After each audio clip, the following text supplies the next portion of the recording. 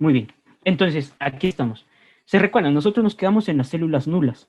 Y ahí ya hay células madres circulantes y células asesinas naturales. Ahí nos quedamos con los linfocitos, los glóbulos blancos.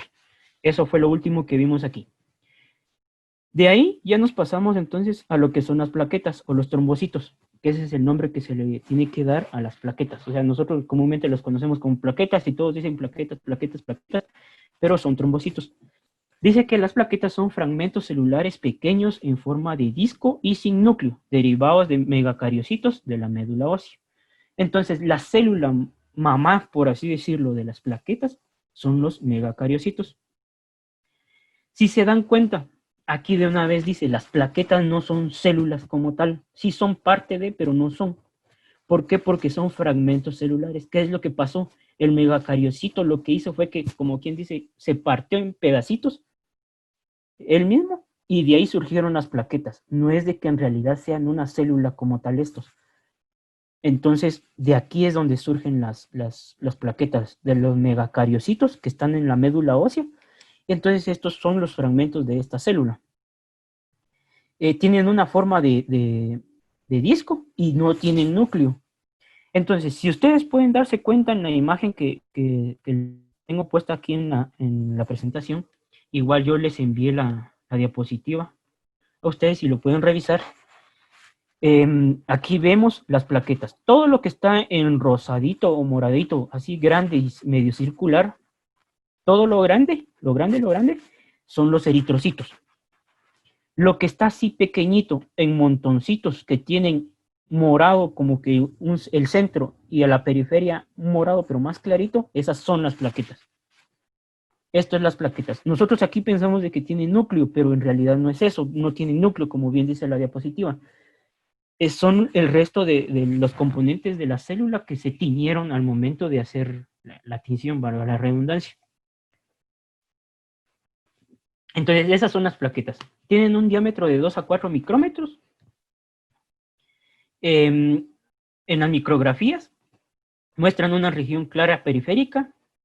El hialómero es una región y una región central más oscura. El granulómetro. Entonces, si se dan cuenta, el hialómero, que es lo que aquí menciona, es la parte más clarita de la plaqueta. Es toda la periferia, todo lo que rodea la plaqueta.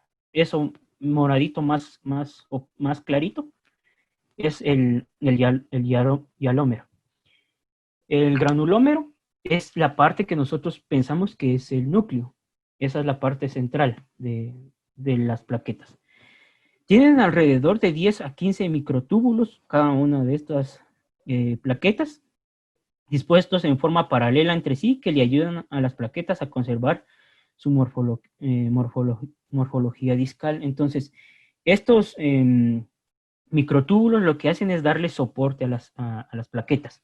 Le permiten esa su forma y sin estos organelos no podrían estar así con esa misma forma. Ya de ahí nosotros notamos de que la plaqueta pues igual está en gran cantidad en nuestra sangre y tienen diferentes funciones. La principal o la que nosotros conocemos sin que nos hayan explicado prácticamente es de que limitan la hemorragia. Las plaquetas son las encargadas de a nosotros protegernos de desangrarnos. Esa es la función. Se adhieren al recubrimiento del vaso sanguíneo, de la vena o de la arteria, en caso de que haya una lesión. Entonces ahí se pegan ellas ya saben, ahí van a la pared del vaso donde hay una cortada y nosotros ahí vemos de que ya empieza a curarse. Las plaquetas entran en contacto con el colágeno subendotelial, se activan, liberan el contenido de sus gránulos, se acumulan en la región dañada de la pared del vaso.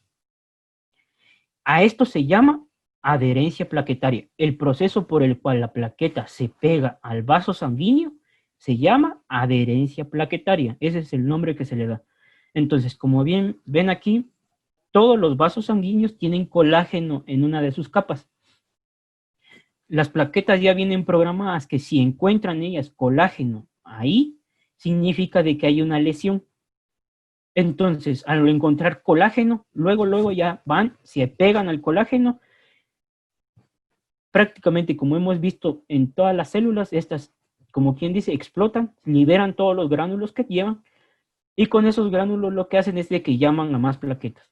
Entonces, así es como funciona la cicatrización. Y se van adhiriendo unas a otras. El proceso de agregar plaqueta a plaqueta o de que se unan más plaquetas a más plaquetas se llama agregación plaquetaria.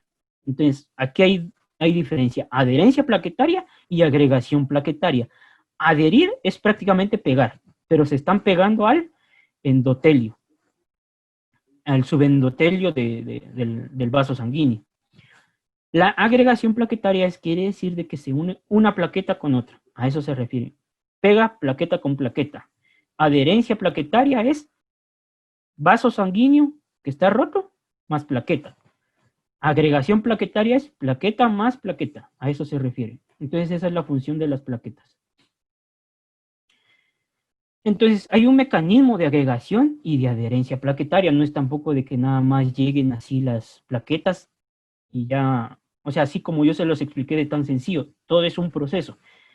Esto solo se los explico porque igual es bueno que tengamos conocimiento, porque esto ya es un poco más profundo, tendríamos que hablar ya de un tema ya más preciso de cómo es que funciona todo el proceso de coagulación, que en realidad es muy vasto. Entonces, dice que las células endoteliales lesionadas liberan factor de von Willebrand. Este factor de von Willebrand es una proteína. Entonces, los vasos sanguíneos, al estar rotos, liberan esta proteína, von Willebrand. Esta es la proteína. Liberan tromboplastina hística y endotelina. Estos son vasoconstrictores potentes que reducen la pérdida de sangre. O sea, vasoconstrictor viene de construir el vaso nuevamente, y a esto se refiere. Estas proteínas lo que hacen es de que permiten otra vez de que se vaya formando la pared del vaso sanguíneo. Las plaquetas se adhieren al colágeno subendotelial, liberan el contenido de sus gránulos y se adhieren unas a otras, que es lo que habíamos visto. Estos factores en conjunto se conocen como activación plaquetaria. Entonces, ahora entra un nuevo término, agregación, o sea, adherencia plaquetaria más agregación plaquetaria hace todo la activación plaquetaria. Este proceso es, así se llama, activación plaquetaria, el proceso por el cual el vaso sanguíneo que está lesionado empieza a liberar las proteínas que son von Willebrand, tromboplastina hística y endotelina, más empiezan a unir ya las plaquetas, se llama activación plaquetaria. A eso se refiere esto. La liberación de parte de sus contenidos granulares, o sea, de las plaquetas, en especial el difosfato de adenosín, torna a las plaquetas pegajosas. O sea, al liberar su contenido, los gránulos que estos tienen, hacen a que estén un poquito más pegajosas las plaquetas. Por eso es que se permite adherir unas con otras. Por eso es que también se adhiere ya a la pared del vaso sanguíneo. Entonces, da lugar a que se adhieran las plaquetas circulantes a las plaquetas unidas a la colágena y se desgranulen. Entonces, estos gránulos, el contenido de estos gránulos que son el difosfato de adenosina y el tromboposnina, estos permiten de que la plaqueta sea pegajosa y se vaya pegando una con otra, se vaya pegando también con la pared del vaso sanguíneo. El ácido arquidónico formado en el plasmalema del plaqueta activa las activa y se convierten en tromboxano A2. Un vasoconstrictor también, que es lo que hace es otra vez recubrir la pared y construir nuevamente lo que está lesionado. Y es un activador de plaquetas potente. Entonces, el tromboxano A2 es uno de los activadores de las plaquetas. Sin este, digamos, puede haber el llamado de más plaquetas, pero no tan fuerte como lo hace este. Recuerden, todas estas son, por decirlo así, ya de manera general, proteínas. Entonces, así es como va funcionando todo esto. las plaquetas agregadas, o sea, que ya se pegaron unas plaquetas con otras, actúan como un tampón que bloquea la hemorragia. Además, expresan factor 3 plaquetario en su plasmalema necesario para el ensamble apropiado de factores de coagulación, en especial de la trombina. Entonces, las plaquetas es el proceso de coagulación por células, por así decirlo, porque ya sabemos de que no es una célula como tal, las plaquetas. Pero también hay otros factores, que quiere decir que hay proteínas como tal, o enzimas, que vienen y favorecen a la formación del coágulo. Entre estos está la trombina. Un factor de coagulación especial es la trombina. Tanto la tromboplastina hística como la tromboplastina plaquetaria actúa convirtiendo la protrombina en trombina. Entonces, todas estas proteínas que están en la sangre, que forman parte del plasma, sufren su transformación dependiendo de qué esté pasando en el cuerpo. Entonces, la trombina lo que facilita es la agregación plaquetaria. Eso es lo que hace, permite que una plaqueta se una con otra. En presencia de calcio también convierte el fibrinógeno en fibrina. Es un proceso, como les digo. Y entonces ahí ya se va formando el coágulo sanguíneo. Nosotros ahí ya vamos viendo de que entonces ya permite la agregación de plaquetas, permite la agregación de eritrocitos y leucocitos, y todo esto es un coágulo sanguíneo o trombo. Esto es así como nosotros conocemos el coágulo sanguíneo. Entonces, el coágulo sanguíneo puede ser conocido también como trombo. Entonces, no sé si ustedes han visto o han sido curiosos cuando se cortan, cuando pasa algo, hay una herida y salió sangre. Si se dan cuenta, al poco tiempo ya empieza a haber una sustancia como amarilla que se cristalizó ya en la herida. Esa sustancia amarilla viene siendo todas las células, viene siendo las plaquetas, los eritrocitos, los leucocitos que ya formaron ahí el trombo. Esa es la formación del coágulo. Y entonces ya llegamos a ¿cómo se llama? A hablar del proceso de maduración de las células. Iba a hablar de la hematopoiesis, pero dije, vamos a hablar de manera general de la formación de la sangre, cuando en realidad también tenemos que ir viendo en cada una de las unidades la formación de cada una de las líneas sanguíneas. Entonces, mejor voy a dejar hematopoiesis aquí y voy a empezar de una vez a hablar de la maduración de cada una de las series celulares. Entonces, por aquí ya terminamos esta presentación. Y vamos a empezar entonces con la siguiente, que es la eritropoiesis. Entonces vamos a hablar de la formación de los eritrocitos.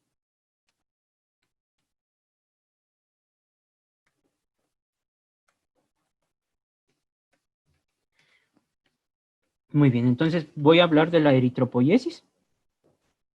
Y no podemos hablar nosotros de la formación de células sanguíneas si no hablamos tampoco de la muerte. Esto es como en todo. Hay vida, hay inicio y hay fin. Entonces, para hablar de la eritropoiesis voy a empezar hablando de la muerte celular. Entonces, la muerte celular de las células se llama apoptosis, pero la muerte celular programada. ¿Qué quiere decir esto? De que las células ya tienen un tiempo de vida útil, por así decir, que ya uno ya dice, bueno, la célula va a vivir de tanto a tanto y ahí tiene que morir. ¿Qué quiere decir esto? Los eritrocitos tienen un tiempo de vida útil de 120 días. Ese es el tiempo que tienen que vivir para estar normal, por así decirlo. 120 días. Entonces, al llegar los 120 días, tiene que morir. Al morir, esto es una muerte celular programada, porque ya se sabe de que tiene que vivir 120 días. Pasando de esto, ya es una célula que puede causar daño. Entonces, para evitar esto, el cuerpo lo que hace es de que le mete ya en el ADN a la célula de que tiene que morir, tiene que suicidarse prácticamente a los 120 días. Esto es lo que pasa. Entonces, esta es la muerte celular programada de todas las células. O sea, y esto se refiere a la apoptosis. Esto es la apoptosis. Cuando es una muerte antes del tiempo programado, o sea, 120 días en eritrocitos, pero muere a los 60 días, por decirles algo, aquí ya nosotros empezamos a hablar de que hay una necrosis. Ya es algo diferente. ¿Por qué? Porque entonces las células empezaron a morir antes de tiempo. Pero cuando llegan a su tiempo y se mueren, es apoptosis.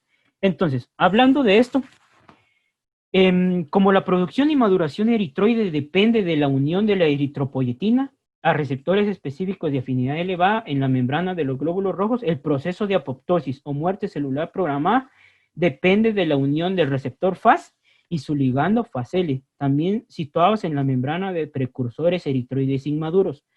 Aquí, la eritropoyetina es la enzima encargada de que haya vida eritrocitaria o muerte.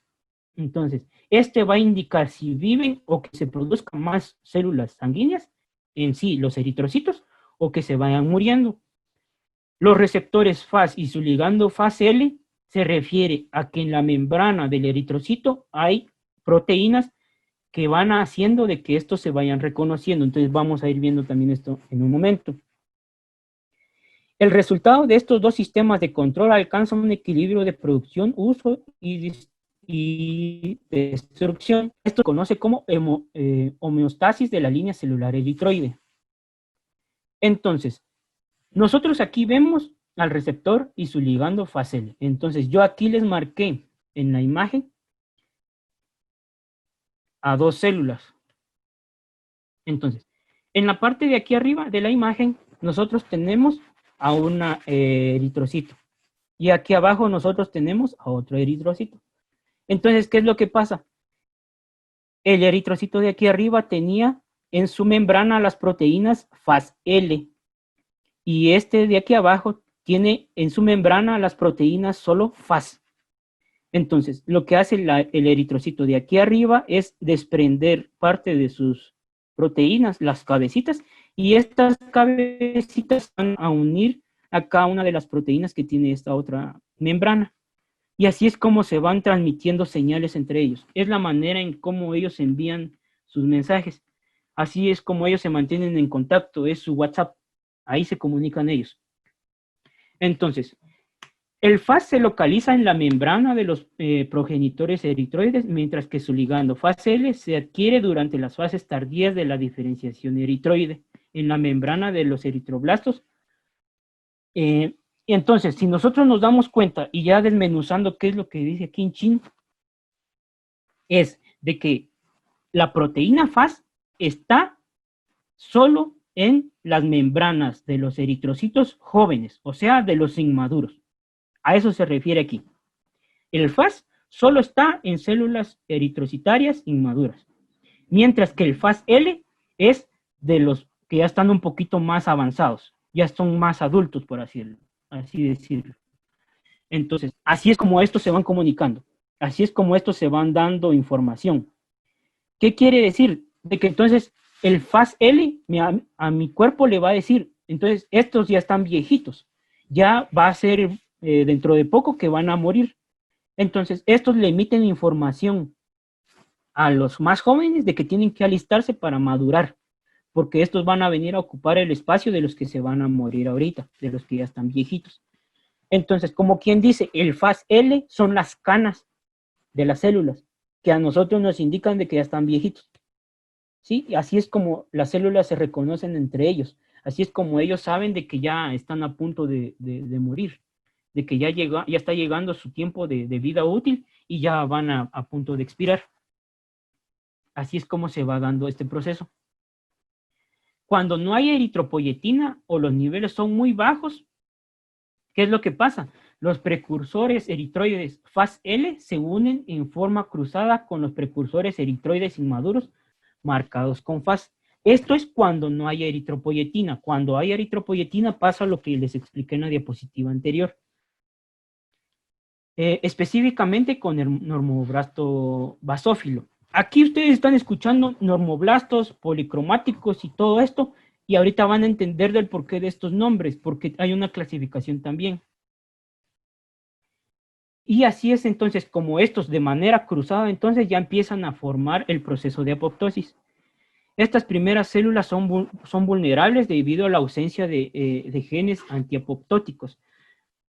Hay células que ya vienen, digamos, también programadas para resistir, porque igual no todas van a morir al mismo tiempo. Entonces, ¿qué es lo que pasa? Ya tienen también dentro del ADN de estas células algo que los hace resistentes a la muerte celular programada. Entonces, la interacción de Fas y Fas-L promueve la supresión fisiológica de células que pueden ser dañinas o innecesarias. Entonces, aquí está resumido prácticamente la función de la apoptosis. En el último párrafo, la interacción de Fas con Fas-L promueve la supresión fisiológica de células que pueden ser dañinas o innecesarias. ¿Qué quiere decir este párrafo? Quiere decir de que cuando está Fas y Fas-L lo que hacen, su trabajo es matar células que ya por viejitas nos van a causar daño a nosotros porque ya no van a funcionar como debe de ser. A eso se refiere. Suprimir es borrar o quitar. A eso se refiere. Fisiológico, que es parte del cuerpo, entonces quita del cuerpo las células que nos pueden causar daño o que ya son innecesarias. A eso se refiere entonces la apoptosis y precisamente la interacción de las proteínas Fas y Fas-L. Entonces, ahora que ya hablamos también de la muerte de las células, porque como ya les dije, no podemos hablar nosotros de la vida o de la generación de nueva vida si no hablamos nosotros de la muerte, ya entonces nosotros empezamos a ver de cómo es que tiene que estar el ambiente en la médula ósea. ¿Se recuerdan en la clase pasada de hematología? Yo les mencioné que la maduración de las células sanguíneas se da en los huesos largos de nuestro cuerpo. Específicamente se da en la médula ósea. Entonces, ¿cómo es que tiene que estar el ambiente en la médula ósea para que estos puedan estar o puedan madurar? Porque igual no es nada más de que vayan y ya, o sea, por su propia cuenta vayan a empezar a madurar. Tiene que haber algo que facilite. Así como nosotros tenemos un lugar donde descansar y todo esto, así tienen que tener las células un lugar donde estar para poder sentirse cómodas. Entonces, vamos a hablar del microambiente de la médula ósea. En la médula ósea, este MO que está aquí es médula ósea. Lo abrevié para no estar perdiendo tanto tiempo. En la médula ósea existe un microambiente que favorece la elaboración de células sanguíneas. Todo el ambiente de la médula ósea favorece que esto se pueda dar. La médula puede describirse como un tejido con vasos arteriales sin anastomosis que desembocan en el plexo rico en sinusoides venosos. ¿Qué quiere decir esto? De que toda la médula ósea está completamente irrigada y está llena de conexiones con vasos sanguíneos. La circulación lenta produce éstasis sanguínea y aumenta el nivel de CO2. Entonces, hay presencia de CO2. Esto promueve la elaboración de hemoglobina y la formación de células sanguíneas primordiales. Entonces, el hecho de que esté irrigado con varios vasos sanguíneos, el hecho de que también haya aumento de CO2, hace a que entonces se empiece a producir la hemoglobina y la formación de células sanguíneas primordiales. O sea que aquí viene la formación de las células mamás, de los glóbulos rojos, blancos y las plaquetas. Aquí es donde se empieza a ver formación de todo esto. Sustancia pegajosa y húmeda. La formación de la estroma creada por una capa múltiple de células ofrece una superficie pegajosa apta para la fijación. Entonces, dentro de la médula ósea tiene que estar pegajoso y húmedo para que estas células se puedan entonces quedar prendidas ahí. La adherencia de células es esencial para la proliferación hematopoyética. ¿Qué quiere decir esto? De que si no están unidas en la médula ósea, si no están pegadas, por así decirlo, unas con otras, no va a haber entonces formación de células, tienen que estar unidas. El desarrollo de esta superficie respeta una programación muy sistemática. Cuando los monocitos se unen a esta superficie húmeda, se produce un lecho fértil que sustenta el crecimiento de células madre. Entonces, ahora nosotros ya sabemos qué son los monocitos porque ya los vimos. Los monocitos son glóbulos blancos. Son glóbulos blancos que no tienen gránulos. A eso se refiere los monocitos. Entonces, cuando los monocitos llegan ahí, lo que hace es de que forman una superficie húmeda. Entonces, se recuerdan, tiene que estar entonces completamente irrigado por vasos sanguíneos, por circulación. Tiene que haber presencia de CO2 y tiene que estar húmedo el lugar para que haya producción de células sanguíneas. Entonces, el lugar, o sea, donde se da, porque igual, como nosotros ya sabemos, los huesos largos también tienen diferente anatomía. No es como que todo esté lleno de la misma sustancia. Entonces, si ustedes se pueden dar cuenta en esta imagen, nosotros aquí vemos la anatomía del hueso. En las cabezas es donde se produce la maduración de las células sanguíneas. ¿Por qué? Porque en la parte de abajo nosotros tenemos médula ósea amarilla, o sea, en el centro del hueso. Esa médula ósea amarilla no es más que la grasa. Entonces, ahí no puede haber producción de células sanguíneas. Entonces, se da en las cabezas, por así decirlo, de los huesos largos. ¿Por qué? Porque ahí nosotros tenemos el hueso esponjoso. Ahí es donde está contenido la médula ósea. Entonces, como yo les decía, el hueso está formado por una red. Entonces, está llena de poros y dentro de esos poros está metida la médula ósea. Y como les decía, está lleno de venas y está lleno de circulación. Como pueden ver ustedes aquí, aquí hay una vena y aquí hay arterias. Entonces está irrigado completamente de sangre. Con esto entonces nosotros hacemos a que haya presencia entonces de glóbulos rojos, de glóbulos blancos y de plaquetas. Así es como se va a encontrar el ambiente como tal de donde debe de haber maduración en la médula ósea. Entonces, la hematopoiesis, que es en realidad el proceso de maduración de todas las células sanguíneas, se produce en los cordones de la médula ósea formados por las áreas extravasculares.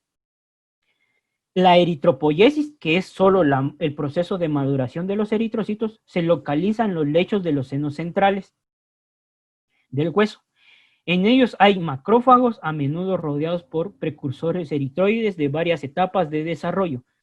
Entonces, los macrófagos aquí son los que juegan un papel bien importante dentro de la maduración sanguínea, porque son los que favorecen al que esté pegajoso todo ese ambiente. Estos macrófagos también proveen de hierro que las células utilizan en la síntesis de la hemoglobina. Entonces, el macrófago aquí está haciendo un gran trabajo. Provee del lugar pegajoso para que se peguen las células y provee también de hierro, hablando específicamente de la maduración en los eritrocitos. Entonces, seguimos. La maduración normoblástica. Entonces, ya empieza a haber una maduración como tal de los eritrocitos. La proliferación normoblástica, que el normoblasto es una célula inmadura de los eritrocitos, es un proceso continuo de replicación y maduración. Entonces, ya se produjo célula normoblástica, estos se dividen y otra vez van madurando. Se dividen y maduran, se dividen y maduran. Así es como van manteniendo el equilibrio. En el estado de equilibrio, este proceso está controlado. ¿Por qué controlado? Con retroalimentación, como les había dicho. Las células maduras le van a decir a las células jóvenes de que empiecen a madurar porque ellas ya van terminando sus días de vida útil. Esto es cuando está normal. Cuando está anormal, ya es donde empieza a haber diferentes fallas. Es aquí donde pueden haber los diferentes tipos de cáncer o leucemias. por este proceso que no hay retroalimentación, en donde las células viejitas no le dicen a las más jóvenes de que tienen que empezar a madurar, o les dicen antes de tiempo que empiecen a madurar, o les dicen de que salgan así aunque no estén maduras. Entonces, todo tiene que tener un proceso, y cuando no se respetan esos procesos de retroalimentación, es donde ya empiezan las fallas. Las células troncales pluripotenciales, que son esta célula troncal pluripotencial, es la célula madre de todas las células sanguíneas. Célula troncal pluripotencial. Ese es el nombre de la abuelita, por así decirlo, de la mera mamá de todas las células sanguíneas. Que se les quede. Célula troncal pluripotencial. Es el que da origen a los blastos. Blastos es el nombre que se le da a todas las células inmaduras. Entonces, igual, vayan apuntando ahí todos los términos. Blastos es igual a células inmaduras. Ese es el nombre que se le da a las células inmaduras. Entonces, la célula troncal pluripotencial es la célula mamá que le da origen a todas las células inmaduras reconocibles comprometidos en la eritropoiesis. Entonces, de aquí es donde surge ya entonces la maduración de los eritrocitos. La línea celular de la eritropoiesis, o sea, de la maduración, sufre 3 divisiones celulares con maduración nuclear y citoplasmáticas al mismo tiempo. Entonces, así como va madurando su núcleo, así va madurando también el citoplasma al mismo tiempo y después se va dividiendo. Hace 3 divisiones y de ahí, de esas 3 divisiones, ya empieza entonces a madurar. ¿Por qué tiene que hacer divisiones? Porque tiene que dejar también células inmaduras para cuando sea necesario. El cuerpo es tan inteligente, pero también nos juega una mala pasada cuando nosotros no sabemos controlar. ¿Por qué se los digo? Porque el cuerpo siempre va a tratar la manera de guardar lo que puede ser útil para él. En este caso, aquí está guardando células inmaduras para cuando sea necesario, para cuando los demás ya vayan muriendo. Otro ejemplo es cuando nosotros consumimos mucha grasa. Por eso estamos gordos. Porque el cuerpo lo que hace es guardar la grasa. ¿Por qué? Porque de la grasa es donde obtiene su mayor energía.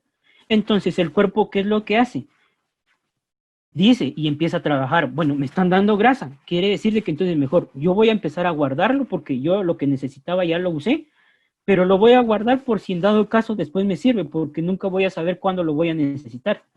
Entonces, es ahí donde a nosotros se nos van formando todas las llantas, todos los gorditos, por consumir mucha grasa. Por eso es de que nos hace daño. Entonces, por eso les digo, nuestro cuerpo es tan inteligente de que sabe estar prevenido y sabe guardar y ahorrar cosas, pero a nosotros nos hace daño porque nosotros no sabemos controlarlo de buena manera. Es prácticamente lo mismo que está pasando aquí con los eritrocitos. El mismo cuerpo guarda entonces células inmaduras y las deja ahí reservadas para cuando sea necesario. Otras sí empiezan a madurar de una vez para que ya estén en funcionamiento.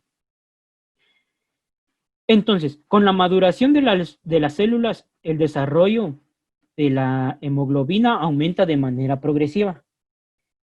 Y hay una reducción del ARN en las células. Entonces, conforme va madurando y va haciéndose más viejita el eritrocito, hay más aumento de la hemoglobina.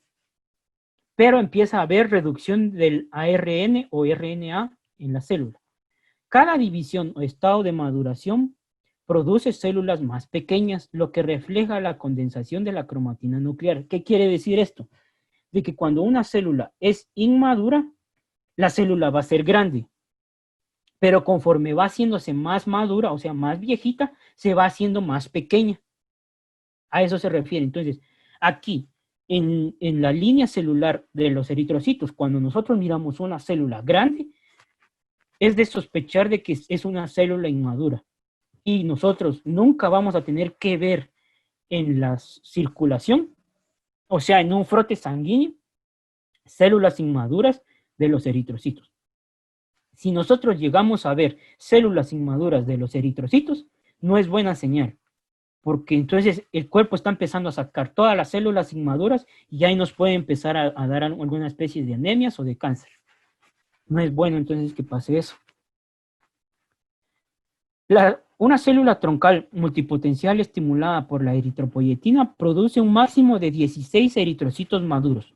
De una célula troncal multipotencial o pluripotencial, se va a producir 16 eritrocitos maduros.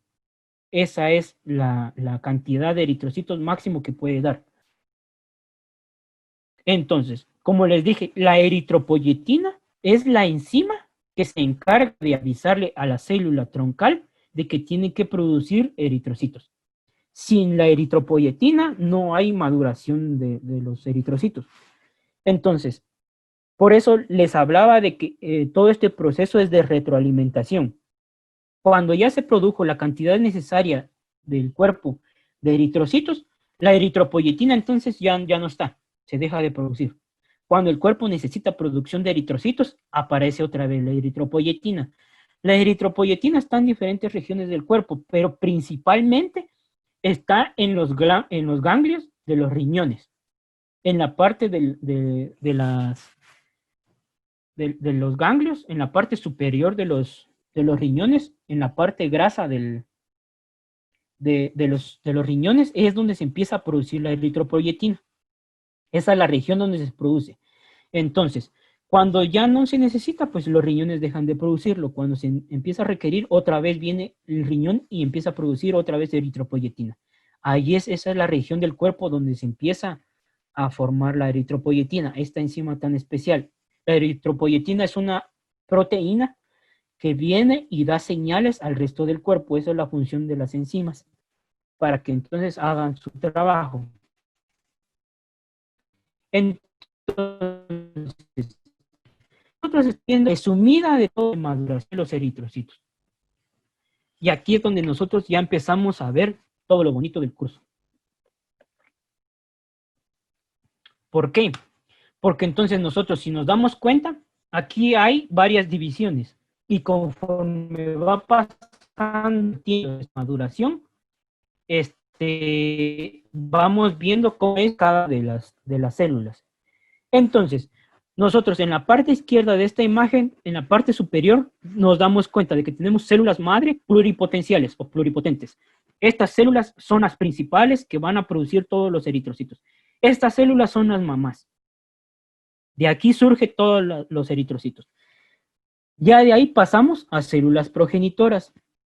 Entonces pasamos ya a unidades formadoras de colonias de eritrocitos, que es esto que está aquí arriba, el CFUE, que son las células formadoras de eritrocitos. Igual el BFUE, que son células también formadoras de eritrocitos. Entonces, estas son las células progenitoras. De aquí, como bien dice, de las BFUE, de las células formadoras de eritrocitos, hay de 11 a 12 divisiones. Y de las unidades formadoras de colonias de eritrocitos hay de 2 a 3 divisiones. Entonces, van habiendo divisiones y divisiones para formar eritrocitos. De ahí seguimos viendo células precursoras, pero aquí nosotros ya encontramos entonces a la eritropoyetina. ¿Dónde está la eritropoyetina aquí? Es esta parte que está escrita aquí en azul.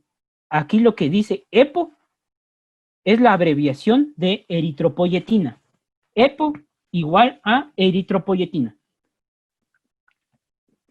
Entonces, si se dan cuenta, la eritropoyetina viene a actuar hasta ya a las unidades formadoras de colonias de eritrocitos.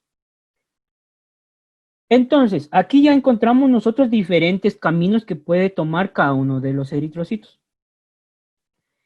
Aquí ya encontramos entonces los diferentes estadios en los que vamos a encontrar las células. Aquí encontramos eritroblasto basófilo, que vamos a ir viendo cada una de las características de estas células inmaduras conforme vamos a ir avanzando. Vamos a ir viendo eritroblastos policromáticos, proeritroblastos, eritropoiesis ineficaz, que esta es la que está ubicada aquí en la parte de abajo.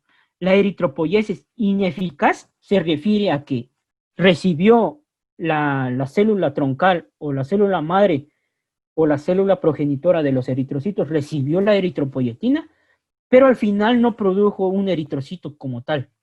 Solo se quedó en una célula inmadura y ya no pudo producir una célula madura o ya no pudo producir el eritrocito. Entonces, eso es una eritropoyesis ineficaz, cuando no hay producción como tal de del eritrocito. También podemos tener eritropoyesis acelerada. ¿Qué quiere decir esto? De que se salta a pasos. Aquí en este ejemplo que nosotros tenemos aquí, una célula precursora pasó a ser eritrocito de una vez sin formar eritroblastos ortocromáticos, que es otro proceso de maduración de las células. Por eso no se preocupen que ahorita lo vamos a ver. Pero se saltó un paso para poder madurar. Ya no tuvo ese paso. ¿Qué fue lo que pasó? Necesitaba producir eritrocitos rápido y se saltó ese paso. Entonces empezó a producir y a producir eritrocitos así. Entonces eso es una eritropoyesis acelerada, en donde empiezan a haber saltos de pasos para poder llegar a formar el eritrocito. Y como vemos ya está en la parte derecha de esta imagen, nosotros ya encontramos ese apartado con el título eritrocitos. Y si se dan cuenta, hasta en la parte de abajo de esa casilla dice 120 días. Y ahora dice 120 días porque, como les dije, el tiempo de vida útil que ya está programado para que sobreviva un eritrocito son 120 días. 120 días va a vivir un eritrocito. No va a vivir más y puede vivir menos si es que sufre algún tipo de muerte antes de tiempo. Entonces, estamos ahí, no sé si tienen alguna duda con lo que vamos hablando hasta el momento. Sé que está un poco complicado y por eso les mando las diapositivas antes para que ustedes las lean. Si tienen duda igual con algún término, igual exprésenlo de una vez ahorita para que lo empecemos a dejar claro. Antes de que sigamos avanzando, porque igual se pueden hacer bolas en el camino. Licenciado, ¿Sí? acá en BFU había dicho que qué significaban esas abreviaturas y CFUE. Ajá, las BFV son unidades, células formadoras de eritrocitos. Unidades formadoras de eritrocitos. Y ya la CFUE es unidades formadoras de colonia de eritrocitos. Son prácticamente similares, lo que pasa es de que ya maduró otro poquito. Entonces, las unidades formadoras de eritrocitos pasaron a ser unidades formadoras de colonias de eritrocitos, pero porque ya hubo una maduración. O sea, ya fueron cambiando, fueron haciéndose un poquito más grandes o más viejitas, por así decirlo. Fueron madurando. Entonces, pasaron de ser bebés, por así decirlo, a ser ya adultos. En ese proceso están. ¿Alguien más?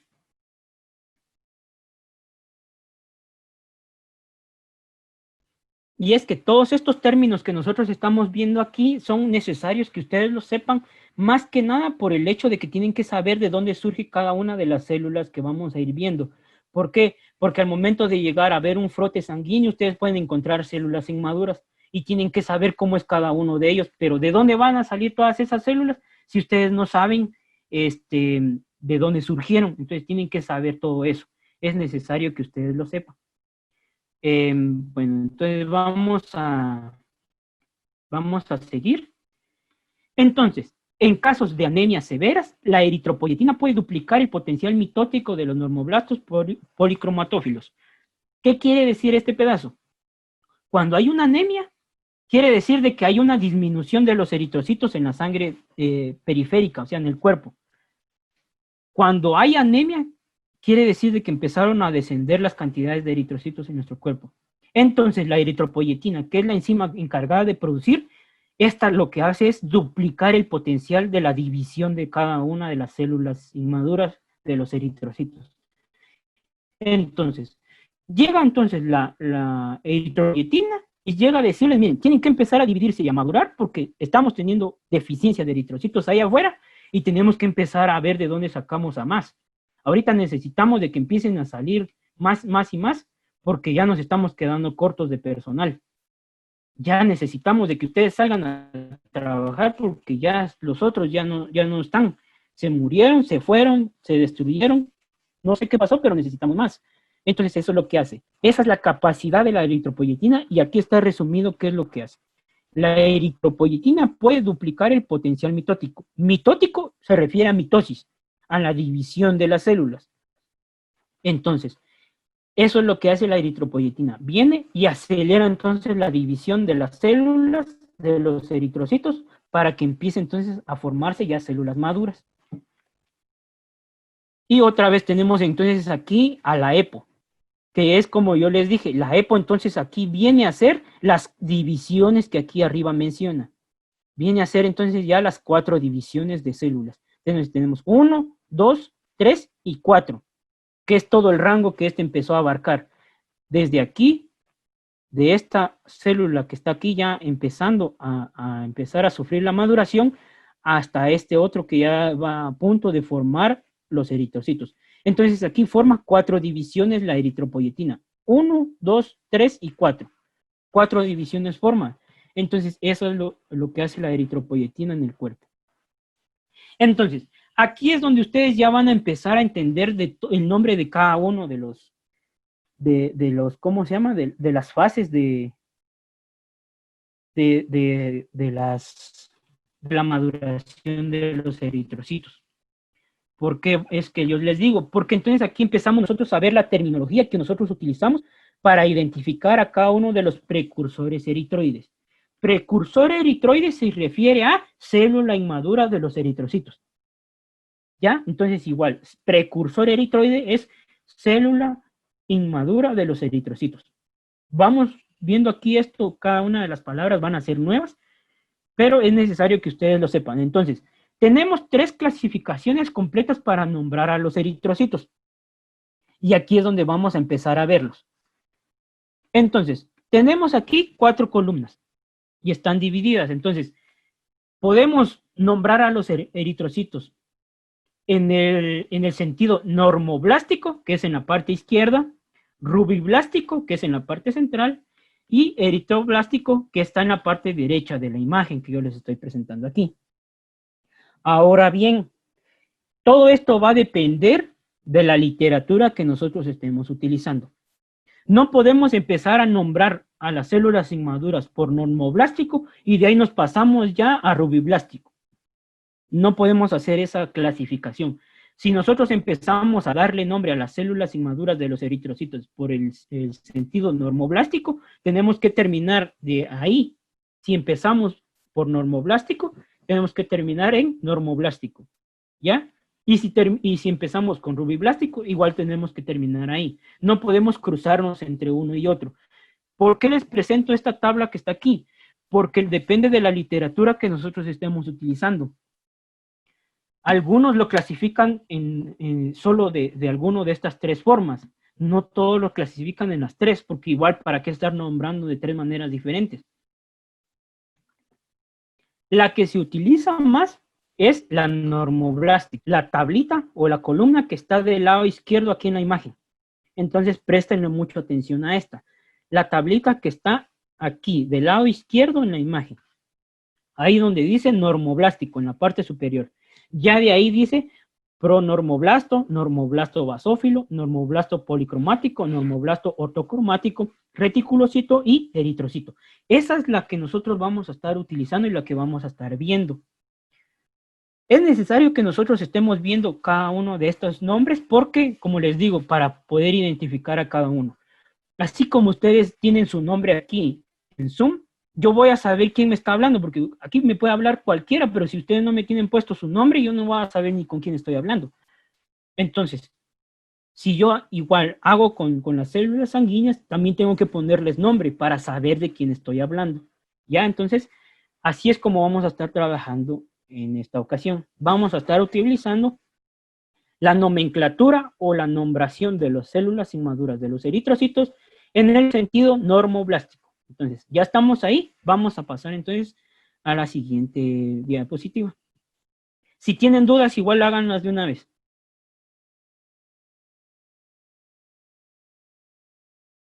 ¿Vamos bien hasta el momento? Licenciado, tengo una duda. ¿Sí? Entonces nosotros casi más nos vamos a enfocar a ver lo de la primer columna del lado izquierdo, la que usted había dicho, donde está el normoblástico. Exacto, ahí nos vamos a enfocar nosotros. Podemos nombrar a las células inmaduras, como les digo, como las otras columnas, pero nos vamos a enfocar en eso. Así es como nosotros le vamos a dar nombre a las células inmaduras de los eritrocitos conforme van a ir madurando cada uno de ellos. ¿Estamos ahí?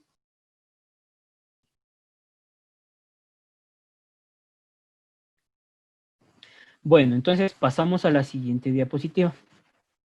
Entonces, ¿qué criterio nosotros vamos a utilizar para identificar a cada una de las células? Porque ¿cómo vamos a saber nosotros qué célula es cada una? No vamos a poder saberlo si no sabemos identificarlo. Entonces, nuestro trabajo como tal aquí es ser detectives prácticamente. Porque nosotros tenemos que averiguar de dónde es que viene cada una de las células, saber qué están haciendo, por qué y todo eso. Entonces, ¿cómo es que nosotros vamos a poder identificar cada una de estas? Número uno, la identificación de las células sanguíneas pueden de una buena manera hacerse si es que hay tinciones. Entonces, nosotros vamos a tener que utilizar tinción para poder hacer la identificación de las células. Ya sea que vamos a teñir la médula ósea o que vamos a teñir ya un frote sanguíneo.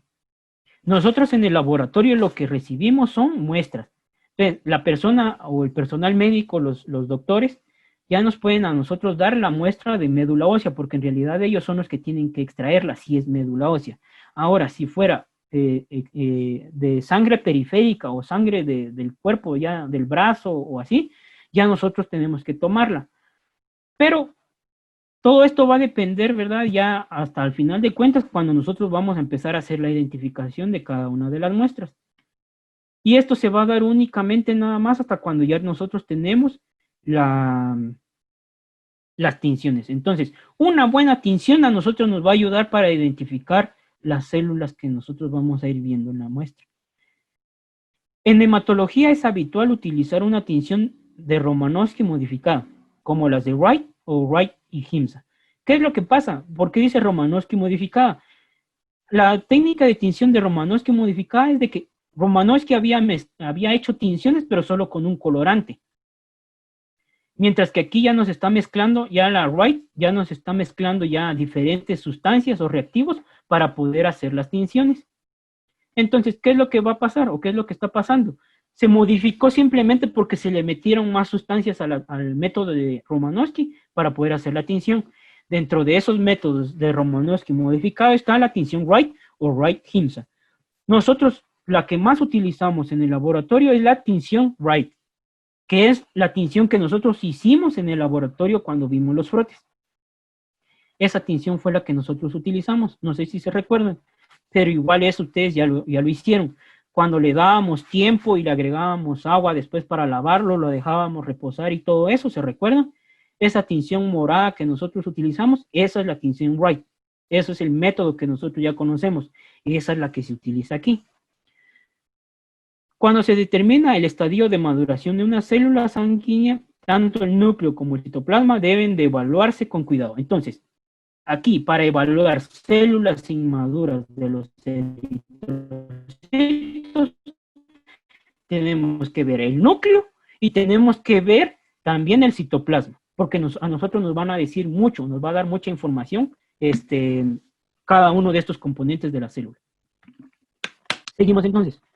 En el núcleo, el investigador, o sea, nosotros, debe de observar con atención el patrón de la cromatina, o sea, la textura que tiene, la densidad y qué tan homogéneo está el citoplasma.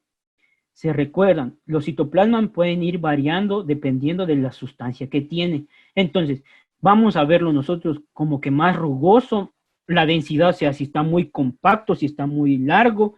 Homogéneo quiere decir de que está dividido de manera igualitaria, por así decirlo, en todo el citoplasma, o solo en una parte se ve más concentrado una tinción que en otra. Quiere decir de que entonces no está bien repartido todos los organelos de la célula y están en diferentes regiones. Entonces, a eso se refiere, nosotros tenemos que tener cuidado con todo esto. Vamos a también a ver el tamaño de la célula, la relación que hay entre el núcleo y el citoplasma, porque igual, dependiendo de la maduración o el estadio en el que nosotros estemos, el núcleo va a estar más grande o más pequeño que el citoplasma, y a la inversa. Entonces, eso nos va a ir indicando a nosotros en qué estadio está la célula inmadura. También la presencia o la ausencia del nucleolo, si tiene núcleo o no tiene núcleo, porque a nosotros también nos va a decir si está maduro o inmaduro eso. la ubicación del núcleo en la célula, si está en el centro o está en la periferia, o sea, central o excéntrico. Excéntrico quiere decir de que está pegado a la pared o a la membrana de la célula. Entonces, la forma, el color y si es mononuclear, o sea, solo un color mononuclear, si también solo tiene un solo núcleo, lobulado, que quiere decir de que tiene como que dos riñones, por así decirlo, el núcleo, o segmentado, si está dividido en varios puñitos el núcleo. Entonces, todo esto que yo les acabo de mencionar es de manera resumida como nosotros tenemos que estar viendo o evaluando cada una de las células sanguíneas. Así es como vamos a ir viendo qué tan maduro o inmaduro está cada una de esas células. Y así vamos a ir identificando cada uno de estos. Entonces, en el citoplasma, nosotros lo que debemos de evaluar es la intensidad de la basofilia. ¿A qué se refiere la intensidad de la basofilia? No es más que otra cosa que la intensidad del color que agarró. Basófilo se refiere a la tinción que va a agarrar de color moradito o de color rosadito, así ya un poco oscuro. ¿Qué tan intenso es ese morado o qué tan opaco se está viendo? Entonces, eso nos va a reflejar a nosotros la cantidad de ARN que tiene la célula. Y si se recuerdan, yo les dije, conforme va a ir avanzando la maduración de los eritrocitos, la cantidad de ARN ¿cómo se llama? En la célula va a ir disminuyendo y la hemoglobina va haciendo más. Entonces, por eso es de que nosotros cuando vemos una célula de eritrocitos en un frote periférico lo vemos como rosado o lo vemos como rojo. No sé si se recuerdan también porque eso, el frote también lo vimos en el laboratorio. Pero los eritrocitos nosotros los vemos como rosados o rojitos por la hemoglobina. Fuera diferente si nosotros viéramos células inmaduras porque entonces las viéramos moradas. Porque entonces hay mucha cantidad de ARN y este ARN lo que tiene es de que se tiñe o agarra el color morado. Entonces, si hay mucho morado, quiere decir de que hay mucho ARN. ¿Y qué es lo que pasa? Entonces quiere decir de que está inmadura todavía esta célula. Ya, entonces eso es lo que vamos a ir viendo. Las organelas como las mitocondrias, retículo endoplasmático rugoso, polirribosomas y ribosomas reaccionan con el componente básico de la tinción para generar el color azul. Entonces, si se dan cuenta, cada uno de los componentes u organelos de la célula, todos se van a teñir de morado o azul, porque todos reaccionan a ese color, todos son afines a ese color. Entonces, a más morado quiere decir de que es más inmadura la célula, a menos morado ya va siendo menos inmadura o ya va siendo ya más madura, como ustedes lo quieran ver. Cuanto mayor es la cantidad de organelas, más oscuro es el color azul que genera. Entonces, si tienen muchos organelos, o sea, ribosomas, mitocondrias, retículo endoplasmático y todo eso, mientras más tengan, más oscuro se va a ver. Mientras menos tengan, menos oscuro se va a ir viendo. Ya entonces, esa relación es la que nosotros vamos a tener que estar viendo aquí en cada una de estas situaciones. ¿Por qué? Si nosotros vamos relacionando de que si es más oscuro, o sea, más azul o más morado, quiere decir de que está inmaduro. Menos morado, ya va siendo más madurita la célula. Esa relación es la que nosotros tenemos que ir haciendo aquí. Entonces, vamos a entrar ahorita a la parte de secuencia de la maduración. El proceso como tal, de cómo de que viene de una célula madre troncal, pluripotencial o potencial, a ser ya un eritrocito. Entonces, a este pedacito es a los que nos trajo todo lo que yo ya les había explicado. A la secuencia o al proceso por el cual va a madurar el eritrocito. No sé si tienen alguna duda todavía hasta el momento, porque aquí es donde vamos a empezar a hablar de lo bonito del tema.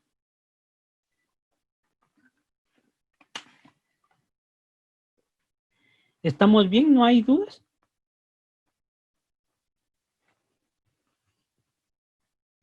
Bueno, entonces vamos a empezar a ver todo esto.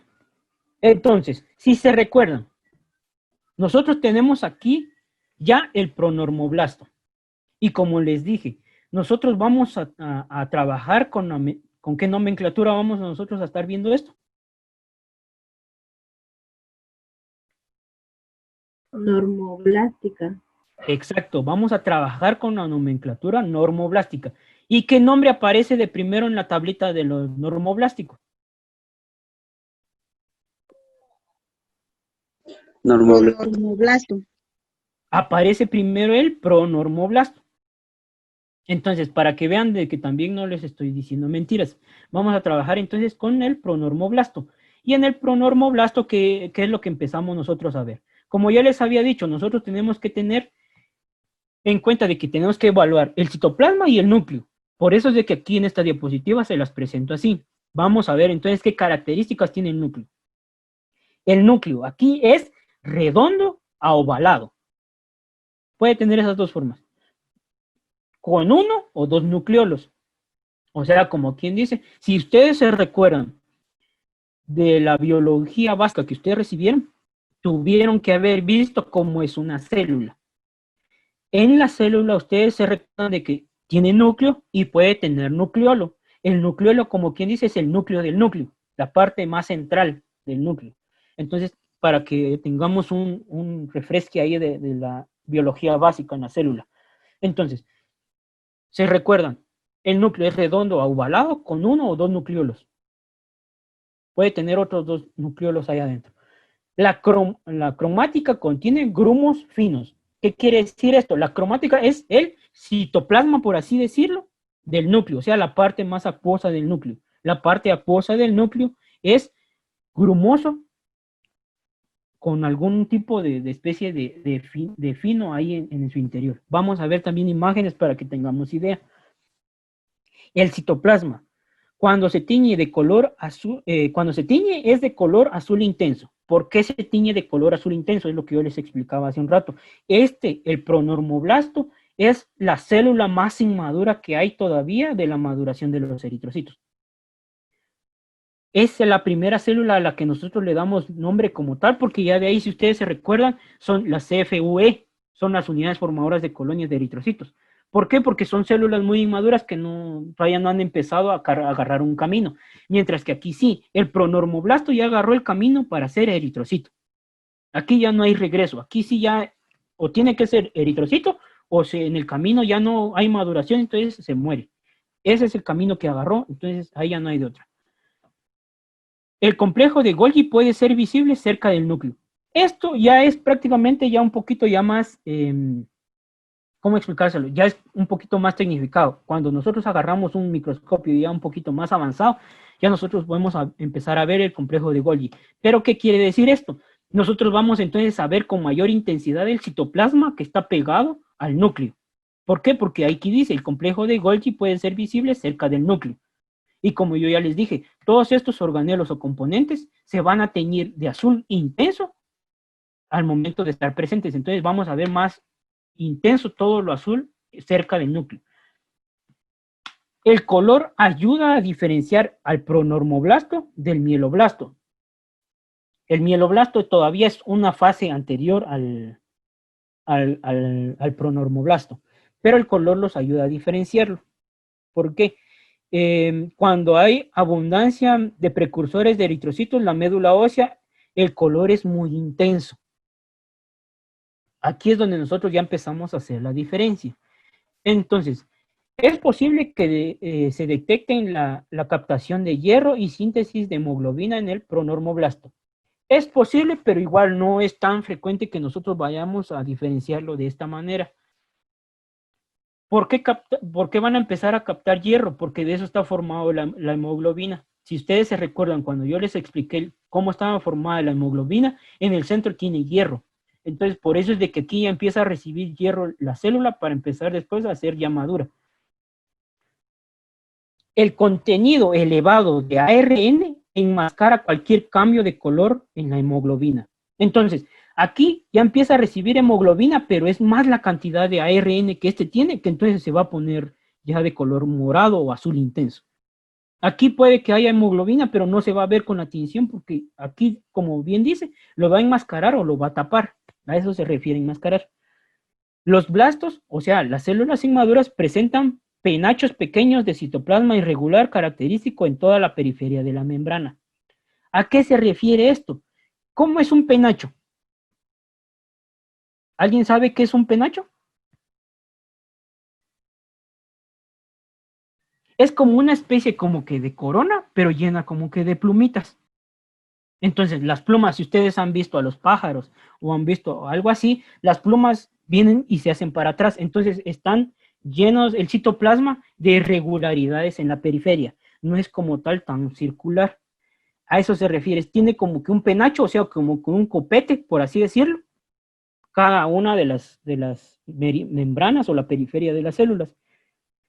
La división. El pronormoblasto sufre mitosis para dar origen a dos pronormoblastos hijos.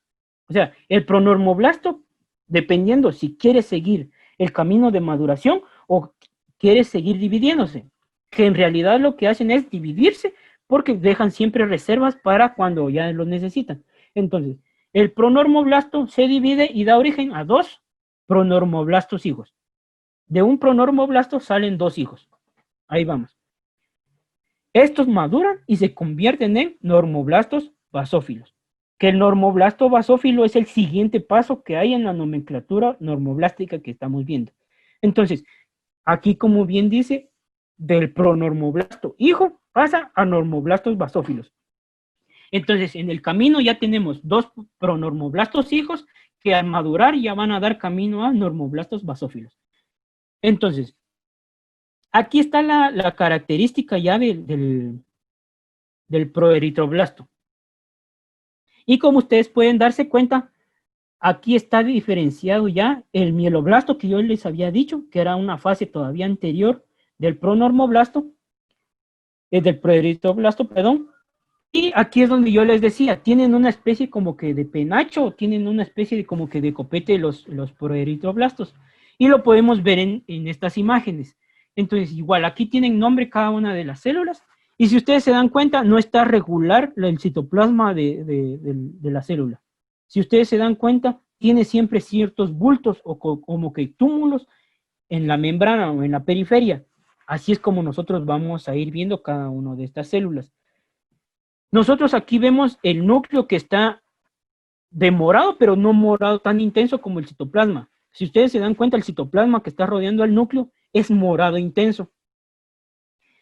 Dice que mide de cerca de 16 milímetros. Puede ser de 14 a 19. De ese tamaño se pueden encontrar. Esto ustedes lo pueden calcular dependiendo del microscopio que ustedes tengan. Porque hay microscopios así, digamos, como quien dice, sencillos o biloculares, como los que nosotros tenemos en el laboratorio, que estos ya vienen integrados con una reglita especial para hacer la medición del tamaño de las células, que esto también les ayuda bastante para saber qué tipo de células estamos viendo. Entonces, como nosotros estamos viendo aquí, nosotros podemos encontrar que son células redondas u ovales, núcleo volumoso, o sea que quiere decir de que es grande y que tiene siempre ciertas características ahí en su interior que lo permite que se empiecen a ver ciertos grumos. La cromátida está dispersa, o sea que está regada en toda la célula. El citoplasma tiene una intensidad basófila, o sea de que está muy, muy azul por el ARN que nosotros estamos viendo. Y el contorno es irregular, con prominencias, con bultos, con penachos, como nosotros podemos ver en esta imagen. Entonces, si ustedes se ubican en la imagen que está a la izquierda de esta diapositiva, ustedes van a ver bien, bien esas características de esta célula. Como yo les digo, esta última diapositiva que está aquí es el resumen de lo que yo les había explicado hace un ratito. Aquí está resumido todo. Entonces, se recuerda, mielocito es diferente. ¿Por qué? Porque si ustedes se dan cuenta, aquí no tiene como tal el penacho o el contorno irregular que tienen los proeritroblastos. Son muy diferentes. Si se dan cuenta, todavía, el mieloblasto, está teñido todavía como que si fuera rosadito. Mientras que el proeritroblasto sí está teñido como que fuera morado o azul intenso. Mientras que el mieloblasto no, todavía está muy tenue. ¿Ya? Entonces, así es como vamos diferenciando cada una de estas células. Aquí ustedes van a tener que buscar imágenes para poder hacer la diferenciación, para poder ir viendo cada una de las formas en las que se puede presentar. Yo aquí les encontré 3 imágenes y las puse aquí para que ustedes tengan idea de cómo es que se ven. Pero ustedes pueden ir buscando también en internet imágenes incluso hasta un poco más claras y más finas para que ustedes puedan ir viendo todo esto. Muy bien, entonces, como ya habíamos visto los proeritroblastos, nosotros vamos los pronormoblastos, perdón, vamos a ir viendo de que de estos ya surgieron, se hizo división y se partió en dos, y ya dio lugar a dos hijos, dos pronormoblastos hijos. Entonces, ¿qué es lo que pasa ahora? Conforme van a ir madurando, ya van a ser normoblastos basófilos.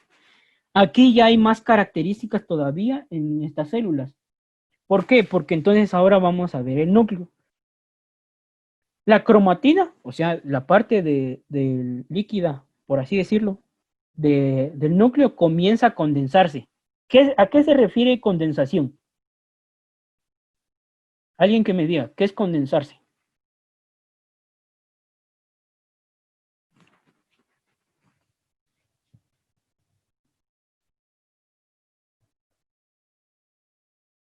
Exacto, así como ustedes me dijeron, condensarse es eso. Empieza a reducirse, se empieza a empaquetar más y se empieza a unir todo más, más y más y más. Entonces, esa es la condensación. Empieza todo a hacerse más pequeño y empieza entonces a formarse ya una pelotita más unida. Forma grumos en toda la periferia de la membrana nuclear. O sea que entonces aquí ya el núcleo ya no es tan circular como lo habíamos visto en el pronormoblasto. ¿Por qué? Porque entonces dice aquí que la periferia de la membrana nuclear empieza a tener ciertos grumos, empieza a tener como que ciertos penachitos o ciertos bultos ahí en la periferia. Con el condensamiento de la cromatina, las áreas las áreas de paracromáticas se empiezan a agrandar. O sea que entonces empieza a condensarse ¿cómo se llama? El núcleo, y entonces el citoplasma ya empieza a hacerse otro poco más grande.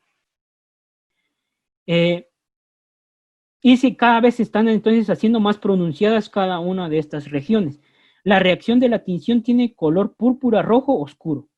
Así es como más o menos vamos a ir viendo el núcleo de los normoblastos basófilos.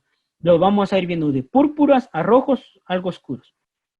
En el citoplasma nosotros vamos a ir viendo, cuando se tiñe el citoplasma presenta un color azul más oscuro que el del blasto, o sea, de la célula inmadura, de la unidad formadora de eritrocitos.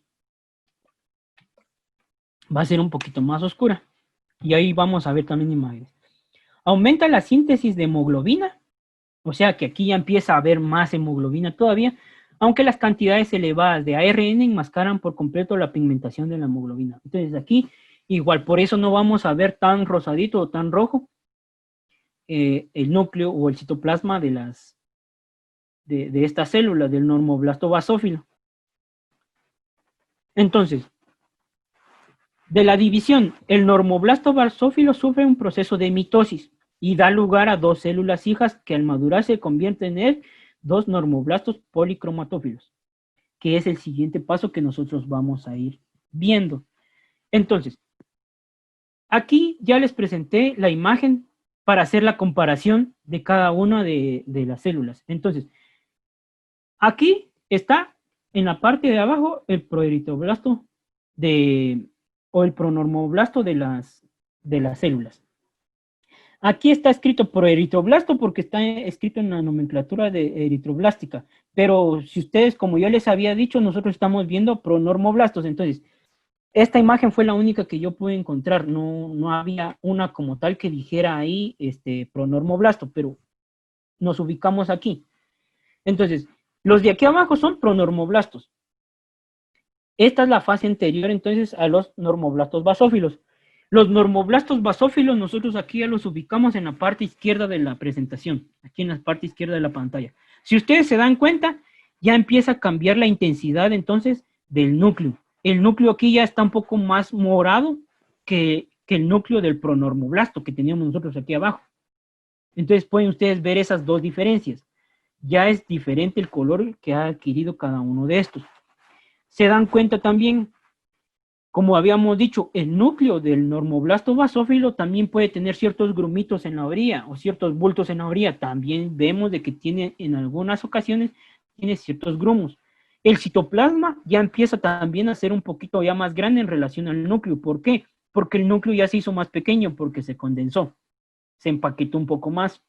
Entonces, esa es la diferencia que nosotros vamos a ir viendo en relación a las células sanguíneas. Si se dan cuenta, podemos aquí diferenciar bien también el tamaño de las células inmaduras a cómo van a terminar siendo los eritrocitos. ¿Por qué?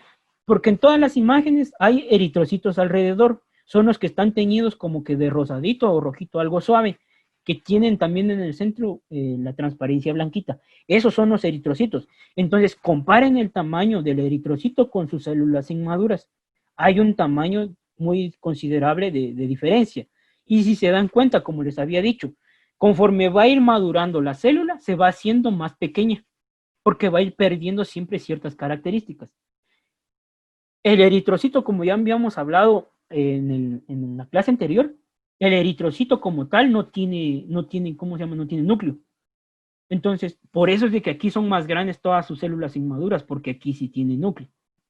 Entonces, nosotros aquí ya vimos la diferencia que hay entre cada uno de ellos, entre los pronormoblastos y los normoblastos basófilos. Ya vimos entonces qué diferencias hay y cómo vamos a ir clasificándolos. Entonces, el normoblasto policromatófilo tiene siempre entonces otras características. Y vamos a ver las características del núcleo. La apariencia del patrón de cromatina es bastante variable, o sea que no hay una característica como tal en la cromatina del núcleo. No se puede diferenciar como lo habíamos hecho anteriormente. En esta etapa de desarrollo es muy variado. No vamos a encontrar una que nos diga, entonces esto es un normoblasto policromatófilo. La condensación de la cromatina reduce en grado considerable el tamaño de la célula. O sea, aquí se sigue condensando todavía más el núcleo de cómo se llama de esta célula inmadura. Aquí va a ir empaquetándose más y más todavía el núcleo de la célula y se va haciendo más pequeño. A eso se refiere aquí. Entonces, el núcleo todavía va a ser más pequeño aquí en el normoblasto policromatófilo. Ya de ahí tenemos nosotros el citoplasma. En el citoplasma nosotros vamos a ver la reacción de tinción de estas células muy variable también, lo que refleja la relación inversa entre la producción creciente de pigmentación por la hemoglobina y la cantidad decreciente del ARN. Entonces, igual que pasa con el núcleo, así como se va condensando el núcleo, en el citoplasma lo que va pasando es de que va perdiendo ARN y va habiendo más hemoglobina. ¿Ya? Entonces, el ARN se está empaquetando también más y la hemoglobina va ocupando más espacio. Por eso es de que aquí entonces ya no es tan intenso el color que nosotros vamos a ir viendo. Las cantidades decrecientes del ARN es lo que nos va a indicar a nosotros el color, y el color producido con la tinción es un color gris algo oscuro. Gris azul oscuro. Ese es el color que nosotros vamos a ir buscando en esta célula. Entonces, vamos a ir viendo cómo es que están divididas las células. Entonces, en la parte izquierda nosotros vamos a encontrar los normoblastos basófilos, que es la maduración anterior que habíamos. De ahí vienen entonces los normoblastos policromáticos. Y es que son tan especiales los nombres que le van dando a cada una de las células, porque de ahí nos van guiando de una vez cómo es que nosotros vamos a ir encontrando la célula. ¿Por qué? Normoblasto basófilo, que es la parte anterior que nosotros vimos, la célula inmadura anterior. Basófilo se refiere a que va a agarrar una tinción básica, o sea, un color azul, un color morado, algo intenso. Ahora estamos viendo los normoblastos policromáticos o policromatófilos. ¿Qué quiere decir esto? Como estamos hablando de que la cromatina va a agarrar un color diferente porque no se va a encontrar son bien variables entre cada una de estas células, poli quiere decir muchos. Cromatófilo, o sea, cromo de color, cromatófilo, varios colores en la cromatina, o sea, varios colores en el núcleo. Si ustedes van desmenuzando cada una de esas palabras, van encontrando la relación que hay entre cada una de las definiciones que aquí estamos viendo. Entonces, nosotros vamos a ir viendo aquí cada una de las células. Entonces, en la parte izquierda nosotros encontramos el normoblasto basófilo. En la parte del centro nosotros encontramos el pronormoblasto, que si se dan cuenta la diferenciación es muy marcada. Y entonces ya encontramos el normoblasto policromático, que es el que está aquí en la izquierda. Ya si se dan cuenta, el citoplasma ya está siendo un poco más grande en relación al núcleo. El núcleo aquí ya se ve de diferente color, ya los vamos viendo de diferente color, ya se están volviendo un poco más grises, un azul más grisáceo. Ya entonces ahí es donde nosotros vamos encontrando la diferenciación entre cada una de las células. Entonces, la división, el normoblasto policromático sufre mitosis y da origen a dos células hijas que maduran y producen normoblastos ortocromáticos. En las anemias severas puede producirse división en este estadio. Pueden producirse dos divisiones en este estadio, o sea que, como quien dice, van a haber entonces en lugar de dos células hijas, van a haber cuatro, cuando hay una anemia severa. Este es el último estadio en el que la célula puede sufrir un proceso de mitosis. A partir de aquí, ya no va a haber división. Lo último que va a haber división va a ser en normoblasto policromático. Ya después del normoblasto policromático ya no va a haber división. Ya solo va a haber maduración como tal. Entonces que se les quede también. Ya aquí ya no va a haber división. Vemos entonces aquí el normoblasto ortocromático. Aquí nosotros lo que vamos a estar viendo es de que en el núcleo es casi completamente picnótico. O sea que, ¿qué quiere decir esa palabra? Es lo que está metido aquí entre paréntesis. Es redondo o aplanado y no se observa el nucleolo. A eso se refiere el picnótico. Es incapaz de sintetizar ADN o DNA y en general se elimina de la célula en esta etapa. Entonces, el ADN aquí ya no va a haber como tal de la célula, ya no va a haber ADN y por lo mismo entonces ya no va a haber nucleolos. En el citoplasma nosotros vamos a ver que la producción completa de hemoglobina ya se va a ver, ya hay mucha hemoglobina entonces. Teñido ya el normoblasto ortocromático, toma el color rosado anaranjado. Aquí es donde entonces nosotros ya empezamos a ver ya un cambio considerable en la tinción. Ya no lo vamos a ver azul, oscuro o morado, como lo habíamos visto en las fases anteriores. Hasta aquí lo vamos a ver rosado anaranjado.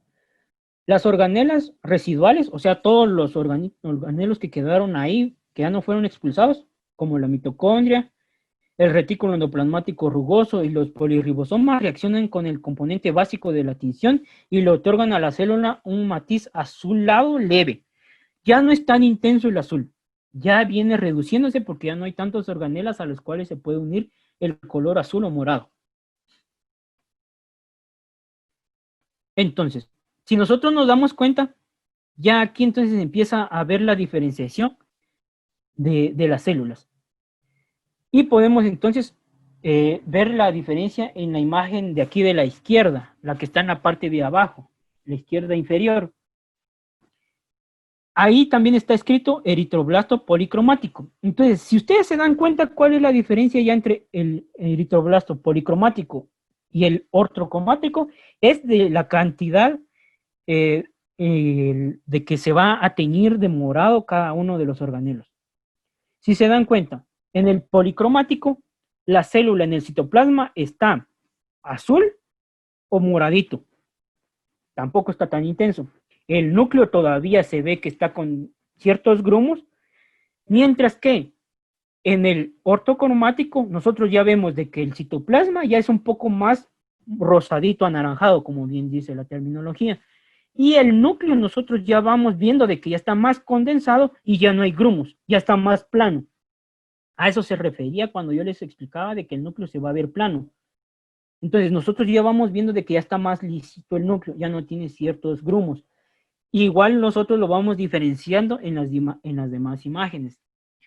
El eritroblasto ortocromático, nosotros vamos viendo de que entonces ya va siendo ya más rosadito por el citoplasma porque ya no hay tantos organelos y el ARN ya empieza también a salir de la célula. vamos viendo también de que entonces ya hay más producción de hemoglobina y eso es lo que está haciendo de que entonces se empiece a teñir de rosadito o anaranjado. Por eso es que nosotros diferenciamos esta célula así. Estas imágenes son bien claras para poder hacer la diferenciación. La de la izquierda hasta abajo nos permite hacer la diferenciación de su etapa anterior. Ya de ahí, nosotros aquí encontramos otra imagen que también no está tan en alta definición, pero si ustedes la pueden encontrar también en internet, la van a ver un poquito mejor.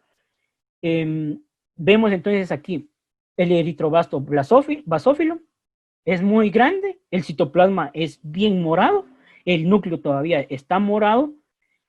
Ya de ahí vemos el policromático, de que ya redujo su tamaño porque ya se condensó el núcleo. El citoplasma también ya va siendo más pequeño, pero en relación al núcleo que tiene, es un poquito más grande. Vamos viendo la diferenciación que hay también en los colores, cómo pasa de ser morado intenso a morado ya más leve en el policromático, y en el ortocromático ya viene siendo todavía más leve. Y si se dan cuenta, en los núcleos ya se va dejando de ver tan grumoso o rugoso y ya vamos viéndolo más liso conforme va avanzando cada una de las células.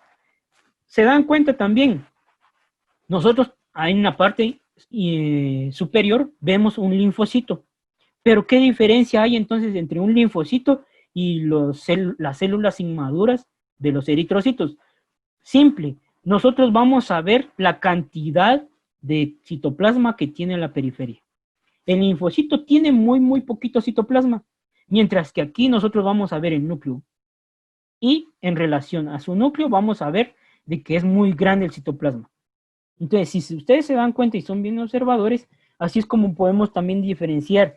Y no todas las células que nosotros vamos a encontrar en la sangre periférica, o sea, en la sangre que vamos a encontrar en los brazos y en el resto de las extremidades, van a ser células inmaduras, porque como les digo, no es común tampoco encontrar células inmaduras de los eritrocitos afuera de la médula ósea. No es común, pero sí llega a pasar.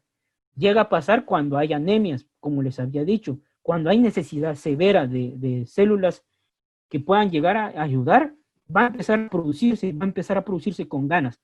Tanta cantidad de células que pueden salir así inmaduras. Y es peligroso, como les repito, que pueda pasar esto. No es bueno para el cuerpo. Entonces, ¿qué es lo que pasa ahora? Nosotros aquí entonces ya podemos hacer la diferenciación con estas imágenes de cómo es que nosotros vamos a ir encontrando los diferentes estadios de las células sanguíneas en su proceso de maduración.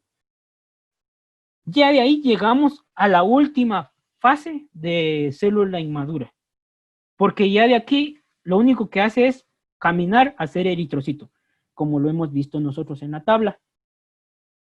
Estamos ya en el último paso antes de ser eritrocito. Estamos entonces en el apartado del reticulocito. Aquí tienes también sus características bien especiales. El reticulocito. El citoplasma puede compararse con facilidad con el de un normoblasto ortocromático. O sea, el citoplasma puede ser igual que el de su fase anterior, en cuanto a que el pigmento predominante es el de la hemoglobina, o sea que pueden ser similares al ortocromático. El ARN residual, o sea, las últimas basuritas, por así decirlo, que quedan en la célula, es de cantidades variables. Le otorga una matiz azulado a las células hasta la absorción de las organelas, o sea, hasta cuando ya no van a tener el resto de organelas, porque también pierde sus organelas, ya no va a estar azul, dependiendo qué tanto ha avanzado en su maduración este reticulocito. Conforme va avanzando, va perdiendo ese color azulito pálido que hemos visto. Entre el reticulocito o eritrocito policromático atraviesa las paredes de los sinusoides e ingresan al sistema vascular. Los reticulocitos, entonces, si se dan cuenta, es el primero de las células inmaduras en salir ya de la médula ósea. Salen entonces de la médula ósea y entran al sistema vascular ya del cuerpo. Entonces, el reticulocito sí ya lo podemos nosotros encontrar en un frote periférico. Tengan eso en cuenta. Esto sí ya lo podemos encontrar en una persona normal, por así decirlo. igual, en la otra clase nosotros vamos a ver cómo es que están dividido igual en porcentajes, en cantidades normales en relación a una persona, ¿cómo se llaman? Los reticulocitos en valores normales en una persona sana. Porque igual puede que hayan alteraciones por las diferentes enfermedades que nosotros podemos encontrar. Pero así es como nosotros los vamos a ir viendo. Entonces, el reticulocito, como le repito, es el primero de las células eritrocitarias en salir al sistema vascular. Entonces sale de la médula ósea hacia el sistema vascular. Y aquí es donde nosotros encontramos entonces a los reticulocitos. ¿Qué es lo que va a pasar aquí? Ya el núcleo ya no existe. Aquí ya se fue, ya no existe. Entonces, ¿qué es lo que nosotros estamos observando aquí en estas imágenes? Todos esos puntitos moraditos que ustedes ven dentro de la célula es el residuo de ARN que ha quedado ahí dentro. El ARN, como les he dicho, se tiñe de color morado o azul intenso. ¿Qué es lo que pasa aquí? Entonces, el residuo del ARN es lo que está quedando aquí y es lo que nosotros estamos viendo dentro de cada una de estas células. Todas estas imágenes que ustedes están viendo son de reticulocitos. Si ustedes se dan cuenta, los que no tienen puntitos morados ahí dentro son eritrocitos que ya están maduros, ya son como tal eritrocitos, mientras que los que tienen puntitos morados son reticulocitos. Así se clasifican y así se nombran. Entonces, cuando se observan los reticulocitos en sangre periférica con una tinción Wright, se observa una célula más grande con ARN residual por policromatología difusa o ARN agregado que tienen el aspecto de punteado basófilo. Entonces, este pedacito que les acabo de leer es lo que yo ya les dije. Todo ese punteado basófilo que ustedes ven ahí, todos esos puntitos o grumitos que ven ahí, es el ARN que ha quedado de la maduración anterior. Ya no puede eliminarse de manera correcta antes. Todavía está ahí, que al final de cuentas, conforme va a ir madurando, se va a quitar. El recuento de reticulocitos es un índice excelente de la activación o de la actividad de la médula ósea. Según qué cantidad nosotros de reticulocitos vamos a encontrar en el fuerte periférico, nos va a indicar también cómo es que está funcionando nuestra médula ósea. ¿Ya? Porque entonces empezamos a ver qué función tiene, cuánto está sacando, cuánto se está permitiendo salir, si están saliendo solo reticulocitos o bien una fase todavía inmadura, o ya no está liberando reticulocitos, que también puede ser malo. Entonces, los reticulocitos son un punto clave también para tener en cuenta.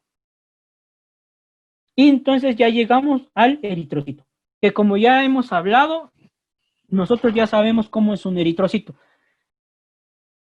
El eritrocito es la célula ya madura de toda la línea sanguínea. Empezamos desde unidades formadoras de colonia eritroides, que es, digamos, ya el camino ya que agarró para eritrocitos, hasta el eritrocito.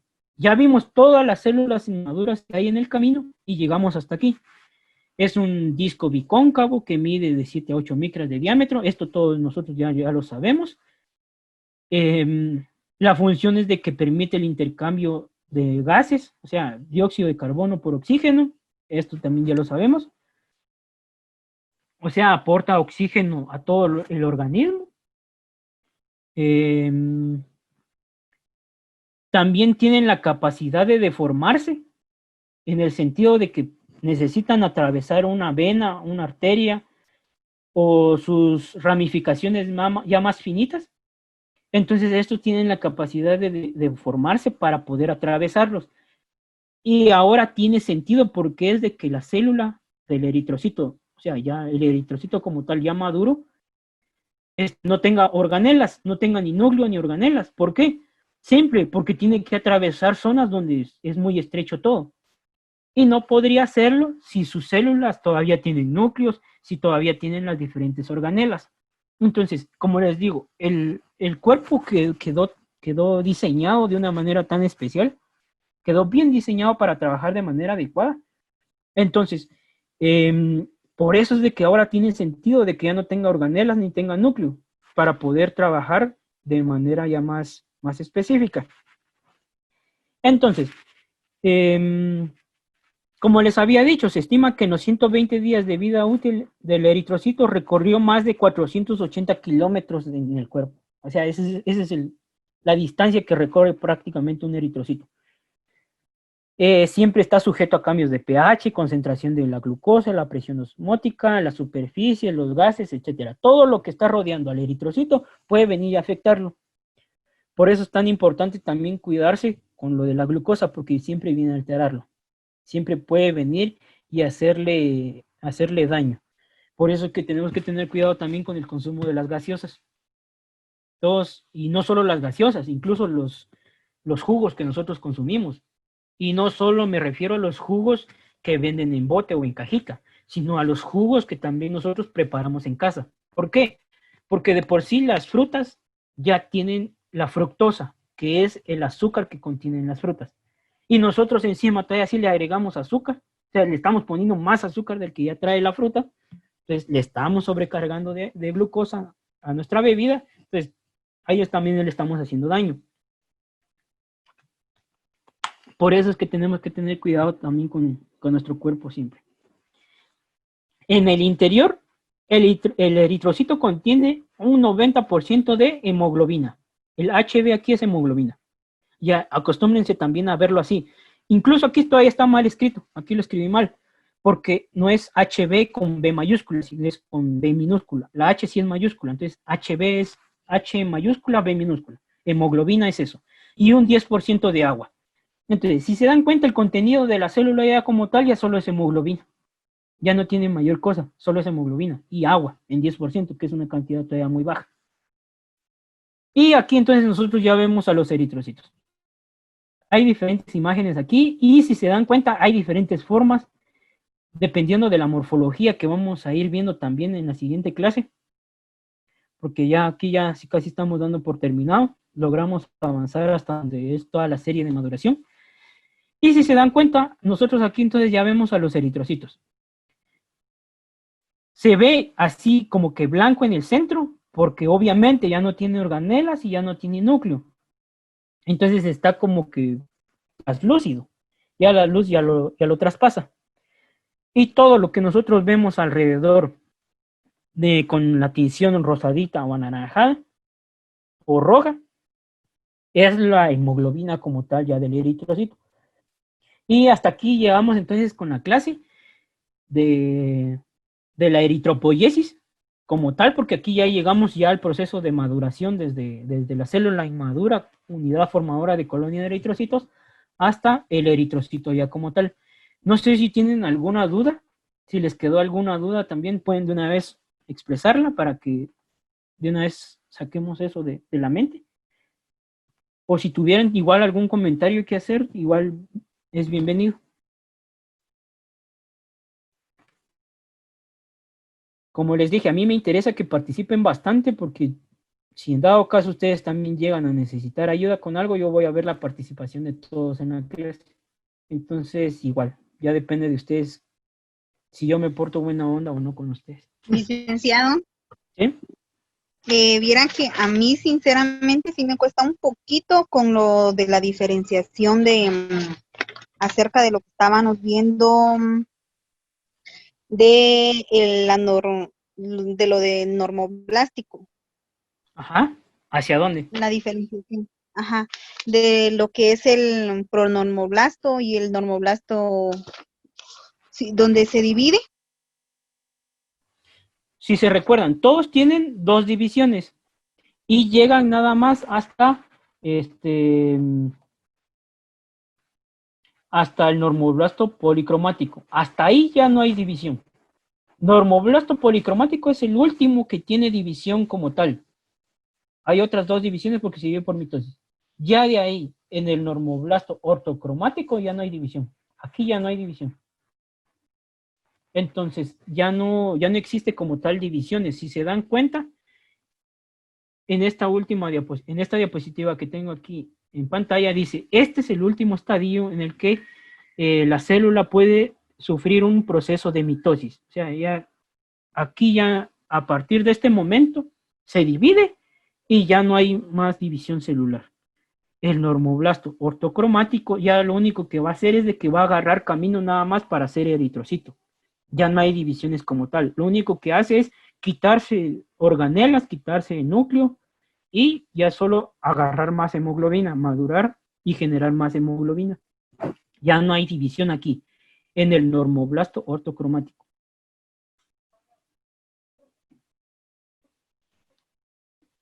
Igual, como les digo, es necesario de que ustedes se pongan las pilas y se pongan igual a leer. Aquí ayudan bastante las imágenes, por eso traté de ponerles siempre imágenes de cómo ir haciendo la diferencia de las células. Voy a tratar también la manera de ir buscando otras mejores imágenes y de una vez mandárselas también por WhatsApp para que las vayamos viendo ahí también, para ir haciendo siempre la diferencia. Igual, como les repito, aquí cada quien tiene que buscar el método de cómo se le puede ir quedando un poquito mejor las clases. Y igual, les recomiendo, vayan siempre haciendo también su glosario, como les dije. Vayan escribiendo ahí todas las palabras que no entiendan, para que vayan agarrándole el ritmo a la clase. Porque así como yo les dije, esto es un blasto, ustedes ya tienen que saber que es un blasto para poder agarrar ya el ritmo de la clase, porque si no se van a venir quedando. Y yo trato aquí la manera de ir explicando todos los términos que vamos diciendo, pero igual en algunos se me va porque, o sea, yo ya sé qué significa, entonces yo asumo prácticamente qué es, y ya, yo supongo prácticamente que ustedes ya lo saben, pero por eso les digo, yo trato aquí la manera de ir diciendo qué es cada una de las cosas para que ustedes me vayan entendiendo. Pero ustedes también pongan de su parte, pónganse a leer, revisen otra vez esta diapositiva, yo ya se las mandé al grupo. Si ustedes por algún motivo o algo la perdieron o les falló WhatsApp y borraron también la conversación, me pueden escribir igual en privado, yo les aclaro la duda. Si tuvieran dudas también, yo les mando también otra vez la diapositiva para que otra vez la repasen. Y como les digo, ustedes igual tienen derecho a preguntar todo lo que necesiten. Y si no quisieron hacerlo ahorita por vergüenza, igual pueden escribirme también en WhatsApp ya en privado para que les explique un poquito mejor o les saque de alguna duda si es que tienen. Entonces, ahí estamos con la clase de hoy. Ya terminamos con este tema de la eritropoyesis. Vamos ahora nada más a hablar de cómo está formado ya como tal el eritrocito, sus membranas y las funciones que hace. Y ya de ahí la siguiente clase, si Dios lo permite, pues vamos a ir viendo ya también el proceso de los exámenes como tal de laboratorio. Pero es importante, como les digo, que veamos esto, porque si no, no me van a entender ustedes de qué estamos hablando. O sea, tengo que explicarles todo esto para que ustedes me entiendan del tema, porque si no, nosotros vamos a ir avanzando, pero no van a tener ustedes las bases de qué es cada una de estas cosas. Entonces, para la siguiente clase nosotros vamos a tener pruebas especiales. Vamos a ver el siguiente tema de pruebas especiales. Vamos a hablar igual de la coagulación ahí, de las pruebas que hay que hacer para los tiempos de coagulación. Y se recuerdan que ya para el 29 ya de este mes, ya tenemos el primer parcial de pruebas especiales. Entonces, igual, vayan repasando también esos temas, porque ahí vamos a empezar ya a ver los primeros parciales. El primer parcial de pruebas especiales, como les digo, es el 29. El primer parcial de hematología es el 5 de septiembre. Entonces ya, ustedes ya tienen que estar leyendo. Si no quieren leer por entender los temas que estamos viendo aquí, tienen que empezar a leer ya por el examen parcial que ya les viene. Entonces, tienen que ponerse las pilas. Igual, para el otro sábado ya vamos a tener también corto de pruebas especiales, entonces igual pilas tienen que estar ahí.